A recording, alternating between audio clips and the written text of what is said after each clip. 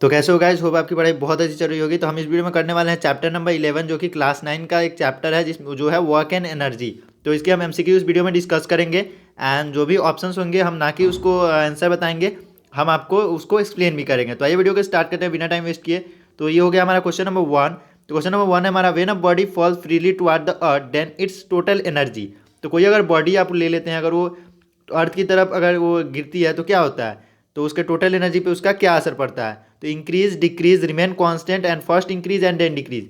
तो मैं आपको बता दूं, कोई भी बॉडी जब ऊपर से नीचे की तरफ गिरती है तो उसकी जो पोटेंशियल एनर्जी होती है, जिसका फॉर्मूला होता है mgh, तो ये आपकी पोटेंशियल एनर्जी कम होती है।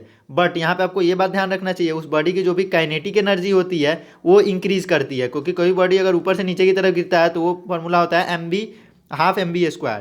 ठीक है, तो नीचे की तरफ आपका स्पीड बढ़ता जाता है तो काइनेटिक एनर्जी बढ़ते जाता है। लेकिन टोटल एनर्जी का अगर हम फॉर्मूला देखें, कोई भी कंजर्वेटिव फोर्स जो कि ग्रेविटेशनल फोर्स यहाँ पे वर्क कर रही है, हालांकि ये चीज़ें आई डोंट थिंक ये अपर क्लासेस की है ये, लेकिन आपको मैं बस इतना एक्सप्लेन कर देता हूँ कि जो भी टोटल एनर्जी का फॉर्मूला होता है वो kinetic energy plus potential energy होता है। तो कोई काइनेटिक एनर्जी यहाँ पे बढ़ रही है एंड पोटेंशियल एनर्जी यहाँ पे घट रही है, तो दोनों का जो एवरेज मिला के हमारा सेम हो जाता है। तो एक अगर क्वांटिटी बढ़े एंड दूसरा घटे तो वो दोनों एक दूसरे को कैंसिल कर देती है, तो यहाँ पे रिमेन कांस्टेंट आपका सही आंसर होता है। तो नेक्स्ट देखते हैं क्वेश्चन नंबर 2। होप मैंने आपको क्वेश्चन अच्छे से एक्सप्लेन किया होगा। अगर नहीं आया अच्छे से समझ तो एक बार कमेंट में बताना, मैं आपको वहाँ पे भी चैट के थ्रू आपको एक्सप्लेन कर सकता हूँ। तो यहाँ पे क्वेश्चन नंबर 2 देखते हैं, a car is accelerated on a level road and attain a velocity 4 times of its initial velocity. In this process the potential energy of the car. जो भी कार है वो accelerated on a level road, जो भी बराबर road है उस पर जो भी कार जो है वो एक्सीलरेट करती है, एंड वेलोसिटी 4 टाइम, मतलब जो भी अगर वेलोसिटी अगर यू भी मानते हैं तो आफ्टर डैट वो 4v हो जाती है, मतलब 4 टाइम वो एक्सेलरेट कर जाती है।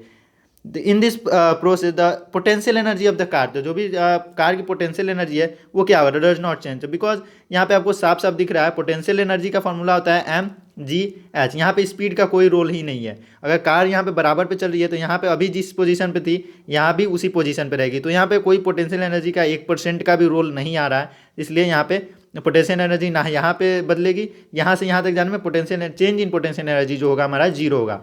ठीक है बच्चों, तो हम नेक्स्ट क्वेश्चन देखते हैं, क्वेश्चन नंबर 3। एंड इससे पहले कि मैं क्वेश्चन स्टार्ट करूँ, मैं आपको बता दूं कि चैप्टर 1 से लेके जो भी हमारा साइंस का लास्ट चैप्टर 15 है, यहाँ तक के सारे वीडियोस हमने कवर कर दिए हैं एमसीक्यू की। एंड उसका जो लिंक है वो आपको नीचे डिस्क्रिप्शन में मिल जाएगा। अगर आपको वहाँ से भी प्रॉब्लम हो रही है तो आप चैनल को सब्सक्राइब कर लें, एंड चैनल के जो भी प्लेलिस्ट सेक्शन है वहाँ पे जाके आप देखेंगे तो क्लास 9 की, एंड अगर आप क्लास 10 या जो भी क्लास में है वहाँ पे आपको सारे सब्जेक्ट की, सारे यति की जो भी वीडियोज़ हैं आपको वहाँ पे अवेलेबल है, तो आप वहाँ से जाकर देख सकते हैं। तो ये क्वेश्चन नंबर 3 देखते हैं, in case of negative work the angle between the force and the displacement. तो निगेटिव वर्क हम किसे बोलते हैं, सपोज हम फोर्स इधर की तरफ लगा रहे हैं एंड डिस्प्लेसमेंट अगर इधर की तरफ हो, ये फ्रिक्शनल फोर्स में होता है। तो अगर फोर्स के अपोजिट अगर हो तो उसका angle between force and displacement जो होता है 180 डिग्री। तो आप यहाँ पे इसमें कोई रटने वाली चीज़ें नहीं है। देखिए, फोर्स अगर इधर लगे एंड डिस्प्लेसमेंट इधर हो तभी ना ये निगेटिव होगा, क्योंकि अगर कोई बॉडी, कोई अगर व्हील जो है अगर वो रास्ते पे चलती है तो क्या होता है, डिस्प्लेसमेंट इधर की तरफ होता है, बट फ्रिक्शन कहाँ लगता है, हमेशा इधर की तरफ लगता है। ये व्हील को इधर की तरफ रोकना चाहता है, ठीक है, इधर की तरफ फोर्स लगा कर, तो इसका वर्क डन क्या हुआ, निगेटिव हुआ। इसका जो भी सपोज 10 न्यूटन का वर्क डन है तो क्या होगा, ये निगेटिव होगा, इसलिए दोनों के बीच का एंगल है 180 डिग्री। तो हम नेक्स्ट क्वेश्चन देखते हैं, क्वेश्चन नंबर 4। यहाँ हमारा हो जाता है, an iron sphere of 10 kg has the same diameter as an aluminium sphere of mass, जो भी है mass is 3.5 kg। Both sphere are drop simultaneously from a tower when they are I don't know 10 metre above the ground they have the same. यहाँ पे आपको इस data की कोई ज़रूरत ही नहीं है, बिकॉज यहाँ पे acceleration, momentum, potential energy and kinetic energy, तो आपको बताना दे हैव द सेम। तो उसके पास जो भी रहेंगे उनके पास क्या सेम रहेगा।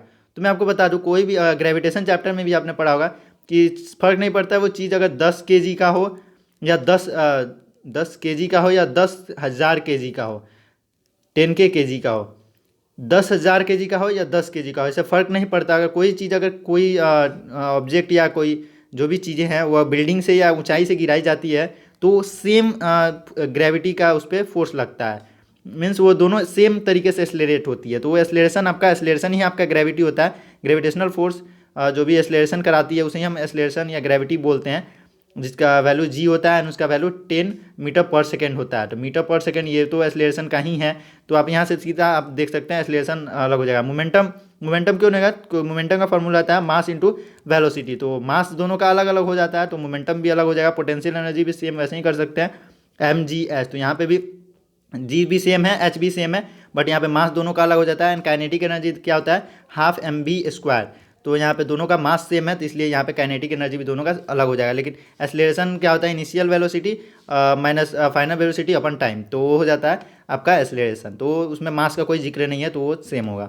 अ girl carrying a school bag of 3 kg mass of on her back and moves 200 metre on a level road, the work done against the gravitational force will be. तो gravitational force नीचे लगता है and displacement इधर हो रहा है। अगर आपको ना पता हो तो मैं बता दूं कि यहाँ पे वर्क डन जीरो होता है। इसका सिंपल लॉजिक ये होता है, आप बस क्लास 9 में हो तो ये याद कर लो कि जब भी फोर्स एंड डिस्प्लेसमेंट के कहीं भी फर्क नहीं पड़ता, कोई इंसान हो अपने सर पे कोई टोकरी रखा हो एंड वो सीधा बढ़ रहा हो, तो इसका साइंस के हिसाब से वर्क डन जो होगा वो जीरो होता है। हमारे डेली लाइफ में तो अगर उसे कहो कि वर्क डन उसने जीरो किया तो वो तुम्हारे सर पे 2 थप्पड़ लगाएगा, बट अगर हम साइंस की भाषा में बात करें तो वर्क डन हमेशा जीरो होता है अगर परपेंडिकुलर दोनों के बीच में एंगल बनता है। तो ऐसा क्यों होता है मैं आपको बता दूं, आपको ये समझ में नहीं आएगी मैं जानता हूं, बट मैं आपको समझा दूं। एफ डॉट एस होता है, यहाँ पे एस डिस्प्लेसमेंट होता है। अगर वेक्टर के रूप में देखा जाए तो एफ डॉट एस होता है। अगर कोई भी वर्क डन का फॉर्मूला होता है तो एफ डॉट एस होता है। मैं 3 बार बोल चुका हूँ, होप आपको याद हो गया होगा, बट आपको सिंपल एफ इंटू एस बताया जाता है। बट ये डॉट का मतलब ये होता है कि कोई चीज़ें अगर फोर्स और डिस्प्लेसमेंट एंड कॉस थीटा, तो दोनों के बीच का एंगल अगर हम यहाँ पे लेते हैं तो एफ डॉट एस, मतलब सपोज कीजिए कोई ए डॉट बी लिखा हुआ है तो इसका मतलब ही होता है A B cos theta.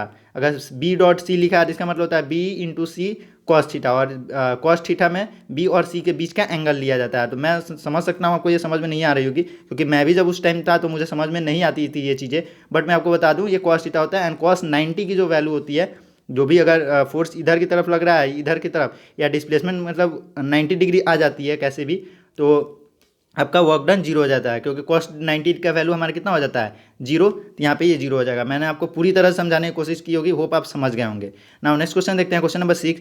Which one of the following is not the unit of energy. इसमें से कौन सा एनर्जी का यूनिट नहीं है? तो क्वेश्चन नंबर सी का हमारा डायरेक्ट किलोवाट यहाँ पे हमें साफ साफ दिख रहा है, ये एनर्जी का यूनिट नहीं है। बाकी सारी चीज़ें एनर्जी का यूनिट है, इसे आप एक बार देख लेंगे।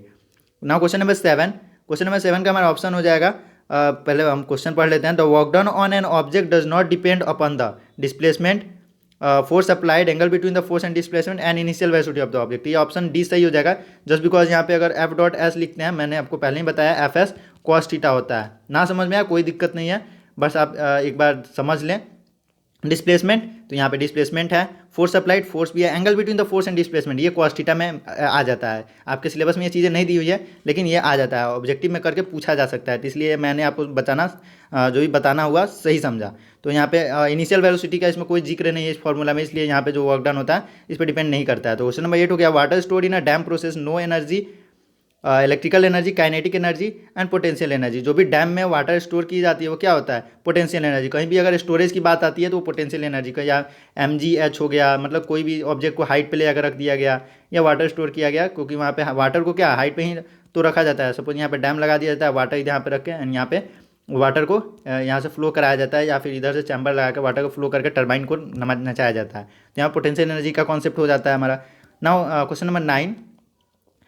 Body is falling from a height as after it has fallen height, यहाँ पे समथिंग दिया हुआ है, it will possess only potential energy, only kinetic energy, half potential and half kinetic energy, more kinetic energy and less potential energy. तो आपको यहाँ पे question number 9 का बताना है, तो यहाँ पे आपका ऑप्शन हो जाएगा half potential and half kinetic energy. Because अगर कोई ऑब्जेक्ट अगर आधा नीचे आता है तो सी क्या होगा, क्योंकि हर चीज़ की जो काइनेटिक टोटल एनर्जी होती है वो हमेशा सेम रहती है। तो अगर काइनेटिक एनर्जी बढ़ेगी तो पोटेंशियल एनर्जी कम होगा, एंड पोटेंशियल एनर्जी बढ़ेगी तो काइनेटिक एनर्जी कम होगा। तो यहाँ पे आपका दोनों हाफ हाफ पे चला जाएगा, ठीक है। तो हम नेक्स्ट जो देखते हैं, question number 10। The number of joule content in 1 kilowatt hour is. तो यहाँ पे 1 किलोवाट आवर में आपको यहाँ पे याद करना होता है 36 इंटू 10⁵ अगर यहाँ पे आपको ऐसे भी करके दे देता है तो 3.6 इंटू 10⁶ जूल आता है। ऐसे करके भी ये क्वेश्चन आता है, एंड ये जो न्यूमेरिकल है ये बस घुमाए जाते हैं आपको, तो इसमें आपको सावधान रहना चाहिए। आप कोई भी ऐसे न्यूमेरिकल वैल्यू को रट के तो नहीं जा सकते हैं, जस्ट बिकॉज जो भी वैल्यूज होती हैं वो इंटरचेंज कर दी जाती है कभी कभी, तो उसका आप ध्यान रखिएगा। The two army person A and B each of weight of 500 newton climb up a rope. यहाँ पे उन दोनों का वेट 500 न्यूटन है, जिसे हम लोग आम भाषा में 500 kg बोलते हैं, बट यहाँ पे साइंस की भाषा में हम न्यूटन बोलेंगे। वो रस्सी चढ़ रहे हैं through a rope height of 10 metre. A take 20 second while B takes 40 second to achieve this task. What is the ratio of the power of a person A B. तो हम पहले ए का पावर निकालेंगे एंड फिर B का power निकालेंगे and उन दोनों का ए बाई बी कर देंगे। तो यहाँ पे क्वेश्चन नंबर जो भी 11 है उसका आ जाएगा 2:1। इसे आप सॉल्व करिए एंड अगर ना हो तो कमेंट में ज़रूर बताइएगा, मैं आपको सॉल्व करके जो भी पिक्चर है आपको जीमेल कर दूंगा। ठीक है, now question number 12। Which of the following graphs best represent graphical relation between momentum P and kinetic energy K for a body in motion. तो यहाँ पे आपको बताना है क्वेश्चन नंबर 12 का आंसर, तो ये हो जाएगा, ये साफ साफ दिख रहा है ऑप्शन नंबर डी। तो हम नेक्स्ट देखते हैं question number 13। If speed of a car become 2 times it kinetic energy become 4 times, 8 times, 16 times and 12 times। तो काइनेटिक एनर्जी में क्या फॉर्मूला था, हाफ mv², तो v², तो जो भी m हाफ mv²। तो स्पीड क्या होता है 2 times बढ़ता है, तो स्पीड अगर 2v हो जाता है तो इसका स्क्वायर 4 times बढ़ जाएगा। तो ऑप्शन नंबर ए 13 का सही हो जाएगा। ना next question, question number 14। Work done by friction increase kinetic energy of the motion decrease kinetic energy of the motion. तो यहाँ पे ऑप्शन बी ही हमें दिख गया, जो भी काइनेटिक एनर्जी होता है उसे कम करता है फ्रिक्शन, तो हमने दूसरा देखने की जरूरत ही नहीं है। Now question number 15। When a coil spring is compressed the work is done on the spring the elastic potential energy increase decrease disappear remain unchange. तो क्वेश्चन नंबर जो भी हमारा 15 है उसका हो जाता है इंक्रीज। अगर कोई भी स्प्रिंग को अगर ऐसे करके पुश करते हैं तो उसका पोटेंशियल एनर्जी इंक्रीज हो जाता है। नाउ नेक्स्ट क्वेश्चन देखते हैं क्वेश्चन नंबर 16। तो नेक्स्ट क्वेश्चन नंबर 16 हो गया, 1 joule work is said to be done when 1 joule of work कब हम कहेंगे। तो आपको यहाँ पे सबसे पहले आपको जूल वर्क का जो भी फॉर्मूला है उसे देखना होगा। तो क्वेश्चन नंबर जो भी 16 है उसका ऑप्शन नंबर बी हमारा सही हो जाएगा, force of 1 newton displaces a body by 1 metre. जो भी अगर 1 न्यूटन का फोर्स अगर कोई बॉडी को 1 मीटर डिस्प्लेस कर देता है तो हम क्या बोलेंगे, उसका वर्क डन होगा 1 जूल होगा। तो इसका फॉर्मूला ऐसे ही हो जाता है, वर्क डन का जो होता है एफ इंटू एस या एफ डॉट एस या एफ एस कॉस थीटा, ये तीनों आपके लिए सही होगा क्योंकि आप अभी 9th क्लास में हो। 11th में जाओगे तो एफ इंटू एस तो वो एकदम गलत ही होगा आपके लिए। ठीक है, तो ये आपका आंसर हो जाएगा ऑप्शन नंबर जो भी था हमारा 16 का बी।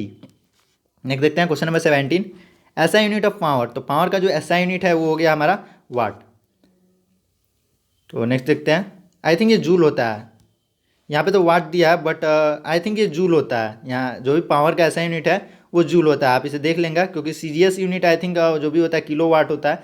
तो आप इसे एक बार कंफर्म कर लेंगे क्योंकि यहाँ पे जूल होना चाहिए था, यहाँ पे गलत आंसर हो सकता है दिया हो ना। क्वेश्चन नंबर 18 है, mechanical energy of a body include kinetic energy only, potential energy only, kinetic energy and potential energy none of this. तो यहाँ पे क्वेश्चन नंबर 18 है उसका सी हो जाता है, मैकेनिकल एनर्जी और kinetic energy and potential energy के इक्वल होता है जो भी हो। Question number 19, commercial unit of energy. तो 19 का हो जाएगा हमारा किलो वाट आवर, तो मैंने बताया था kilowatt hour commercial unit हो जाता है। तो नेक्स्ट देखते हैं क्वेश्चन नंबर हमारा 20, potential energy of a body depend on its position and configuration mass and velocity. तो इसका हो जाता है पोजीशन एंड कॉन्फिगरेशन, जो भी पोजीशन हमारा बॉडी का है एंड वो कैसे रखा हुआ है तो आपका उस पर डिपेंड कर जाता है हमारा पोटेंशियल एनर्जी, क्योंकि potential energy speed mass and velocity पे कोई चीज़ पे डिपेंड नहीं करता है। यहाँ पे मास पे डिपेंड करता है बट ये वेलोसिटी यहाँ पे दे दिया है, तो इसलिए ऑप्शन डी हमारा गलत हो जाएगा, यहाँ पे ऑप्शन सी हमारा सही हो जाएगा। तो होप आपको ये वीडियो समझ में आया होगा एंड बहुत सारे क्वेश्चन को मैंने चाहा आपको एक्सप्लेन करने की। अगर आपको लगता है कि कोई क्वेश्चन गलत मैंने एक्सप्लेन किया है तो आप नीचे कमेंट में मुझे बता सकते हैं, मैं अपनी गलती को इम्प्रूव कर सकता हूँ, जस्ट बिकॉज मैं कोई परफेक्ट नहीं हूँ एंड आप भी जानते हैं कोई परफेक्ट नहीं होता है। तो अगर आपको ये वीडियो अच्छा लगा तो चैनल को सब्सक्राइब कीजिएगा एंड हमें एक सपोर्ट देने की कोशिश करिएगा because I need that. And हमारे जो भी चैनल का प्लेलिस्ट है वहाँ पे जाइएगा तो आपको चैप्टर 1 से लेकर जो भी आपका 15 चैप्टर है वहाँ तक के आपको जो भी MCQs हैं एंड जो भी एक्सप्लेनेशन वीडियो है मैं ट्राई कर रहा हूँ उसे अपलोड करने की एंड मैं उसे ज़रूर करूँगा, तो आप वहाँ पे जाकर देख सकते हैं। तो होप आपको वीडियो अच्छा लगा होगा, तो अपने फ्रेंड के साथ भी शेयर कीजिएगा। तो मिलता है अगले वीडियो में, तब तक के लिए पढ़ते रहिए, खेलते रहिए एंड मस्ती करते रहिए। तो till then take care and bye bye.